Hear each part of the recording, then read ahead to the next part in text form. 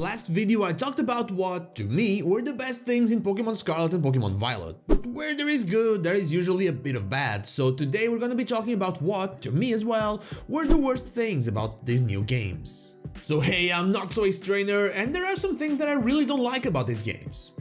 Let's get into it. I'll get the one you're all expecting out of the way. Yeah, the performance issues and visual glitches shouldn't be there, and if they couldn't be completely avoided for whatever reason, they shouldn't be there to the current extent.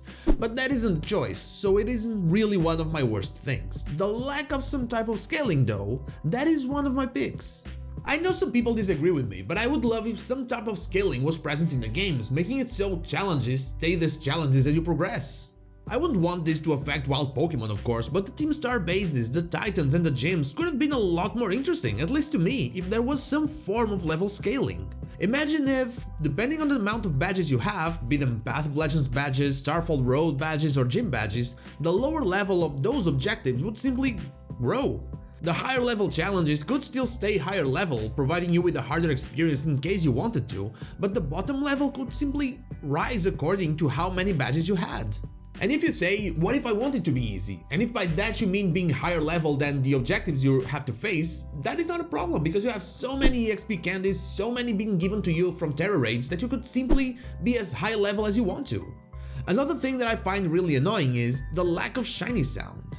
So I like to shiny hunt. It is what keeps a Pokemon game from becoming stale to me throughout the year.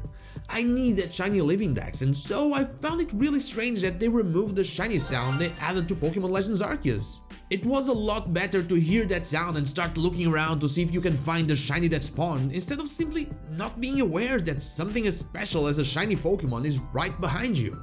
I honestly cannot think of a good reason for this one. And finally, the thing I believe I like the least about these games is the lack of side quests. Don't get me wrong, the game is full of content, but an open world without side quests feels like it wasn't used to its full potential. We do have a few side quests when befriending the characters around Naranja Aruva Academy, but that's pretty much the full scope of it. I'm going to go back to Legends Arceus once again, where we had a lot of side quests to deal with, and it made it so there was a constant goal, even if you didn't feel like progressing the story and just wanted, to roam around. It just makes it so there is a lot more to the game, and it's something that would basically push you to do what the game wants you to do, to explore. They tell you to get, for example, a Frigibax, and that's kind of a rare Pokemon, so you start roaming around trying to find it, and because of that, you are sure to find interesting places and new things to collect, and maybe new side quests.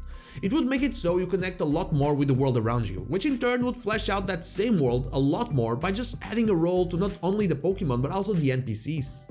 Still, this is Pokemon's first step into open world, and I do expect for things to get better in the future. Funnily enough, the more I thought about it, the more I realized that to me, the perfect Pokemon game is now divided into two: Pokemon Legends Arceus and Pokemon Scarlet and Pokemon Violet. And honestly, that's all I can think of. I would have loved some kind of level scaling throughout the game to make sure challenges stay as challenges, and the shiny sound is absolutely needed because this is a new batch of Pokemon with new shiny forms, and some of them are very similar to the original counterpart. And finally, side quests are an absolute must in an open world game. But what about you? What do you think were the worst things about Pokemon Scarlet and Pokemon Violet? And please don't say the performance, give me something new. Let me know in the comments down below. And now, like the video if you like it, dislike if you don't, and don't forget to subscribe to the channel for more Pokemon content, and also ring the bell so you know when the next video is out. You can follow me on social media and Twitch, I stream there Wednesday to Sunday, not Saturday, or join our Discord, all the links are in the description. Thank you so much for watching, and I'll see you all on the next one.